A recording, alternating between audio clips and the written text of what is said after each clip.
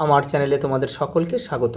আজ আমরা ক্লাস 3-র রায় মার্টিন প্রশ্ন বিচিত্রা থেকে পরিবেশের দ্বিতীয় পর্যায়ক্রমিক মূল্যায়নের দ্বিতীয় স্কুল সলভ করব।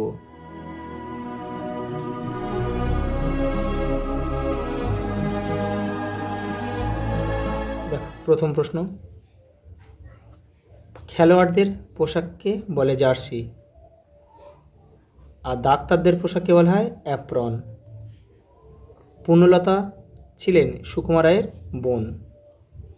একটি লুপ্ত জীবিকা হলো শাঁখা ফেরি করা। ভূমিকম্প প্রবণ এলাকায় কাঠের তৈরি বাড়ি দেখা যায়। বেশি ধস নামে খনি অঞ্চলে। এবার দেখো, শীতের সময় ঠিক না ভুল লিখতে হবে। শীতের সময় সুতির শাড়ি পরা উচিত। এটা কিন্তু ভুল আছে। শীতের সময় এটা শুতে হবে না, এটা ভুল আছে। এটা হবে উল বা পশম।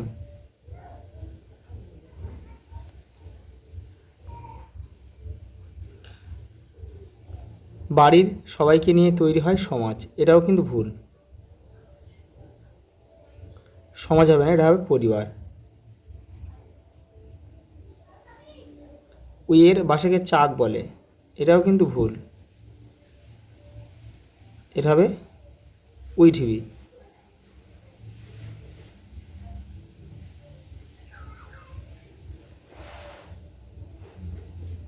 কর্মকার মাটির জিনিস তৈরি করে। কারণ হচ্ছে কর্মকার মাটির জিনিস হবে না, কর্মকার হচ্ছে লোহার জিনিস তৈরি করে। আর কুম্ভকার যারা, তারা কিন্তু মাটির জিনিস তৈরি করে। পাট হলো পাট গাছের আঁশ। এটা ঠিক।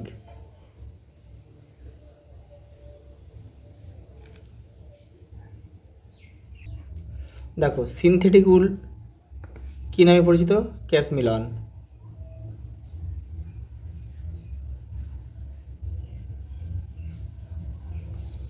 একজন রাজমিস্ত্রি ইট গাঁথেন কি দিয়ে? কর্নিক।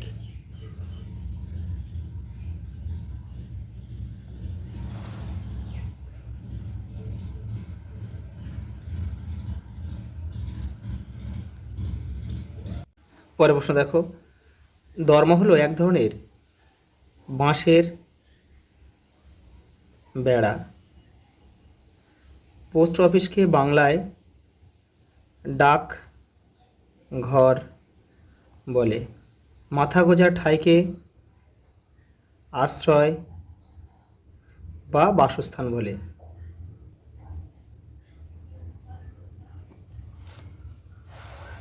পরের প্রশ্ন দেখো, যেটি বিমানান সেটিকে গোল করো। দেয়াল, মেঝে, পাতা, ছাদ। দেখো, এই পাতাটা এখানে বাদ যাবে। এগুলো সাথে দেখো বাড়ির সঙ্গে সম্পর্কিত। মুর্শিদাবাদ, গঙ্গা, মালদা, বীরভূম। দেখো, মুর্শিদাবাদ একটা জেলা, মালদা একটা জেলা, বীরভূম একটা জেলা, গঙ্গা একটা নদী। গঙ্গাটা এখানে বাদ যাবে। দেখো, ইট, বালি, সিমেন্ট, ধুতি, এগুলো সব বাড়ি তৈরির উপাদান। দেখো, ধুতিটা এখানে বাদ যাবে। দেখো, বালি, সিমেন্ট, পাথর, তাপ, এগুলো সব বাড়ি তৈরির উপাদান। এখানে তাপটা বাদ যাবে। দেখো এবারে কি দিয়েছে। দেখো, ক স্তম্ভের সঙ্গে খ স্তম্ভের উত্তর মিলিয়ে লেখো। এই পশু দল বেঁধে বাস করে। তাহলে হাতি, তাহলে এখানে লিখতে হবে হাতি। এই পশু হাতি দল বেঁধে বাস করে। দল বেঁধে বাস করে। মায়ের বোন, মাসি। এই মাসি এখানে লিখতে হবে মায়ের বোন।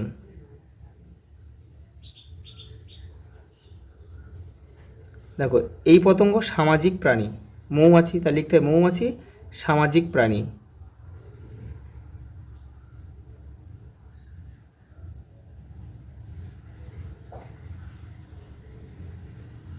সাদা শাড়ি ও ব্লাউজ কি? নার্স। তাহলে এখানে লিখতে হবে সাদা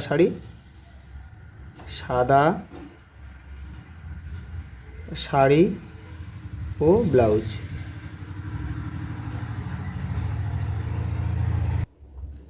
পরের প্রশ্ন দেখো, পারিবারিক জীবিকা কাকে বলে? দেখো, তোমাদের বইয়ের 108 নম্বর পেজে উত্তরটা রয়েছে। দেখো, এই যে এখানে তোমরা করবে।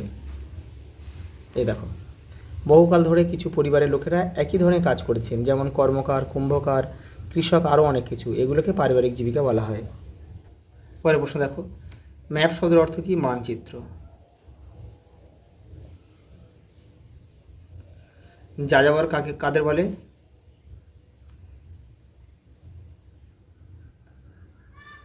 এক স্থান থেকে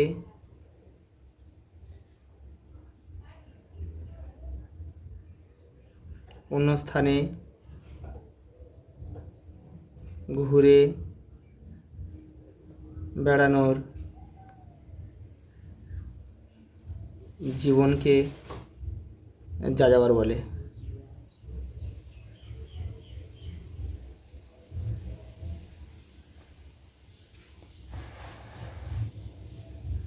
ছিটে বেড়ার দেয়াল কাকে বলে? তোমাদের বইয়ের 75 নম্বর পেজে রয়েছে, দেখো।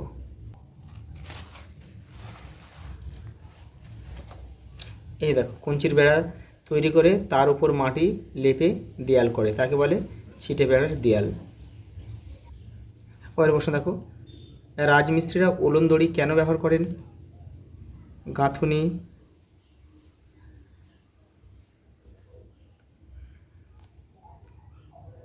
সমান করার জন্য। দেখো লাস্ট প্রশ্ন কি বলেছে, নিম্নলিখিত জিনিসগুলির চিহ্ন অঙ্কন করো। দেখো এখানে দিয়ে ফুলের বাগান আর পুকুর, দেখে নাও। এই দেখো, ফুলের বাগানের চিহ্ন তোমরা ম্যাপে কীভাবে আঁকবে? দেখো এইভাবে দেবে, আর নিচের দিকে একটু কেটে দেবে এইটা। আর পুকুরের চিহ্ন তোমরা আঁকবে, এই দেবে, আর জল এই দিয়ে দেবে, ব্যাস। এটা কিন্তু তোমাদের বইয়ের, এটা তোমাদের বইয়ে রয়েছে, এটা 69 নম্বর পেজে কিন্তু এটা রয়েছে। এই দেখে নাও একটু, এই দেখো, এই এখান থেকে করবে। এই দেখো, ফুলের বাগান এই চিহ্নটা দেবে, আর পুকুরটা এই চিহ্ন। আজ এই পর্যন্ত, দেখা হবে পরের ভিডিওতে।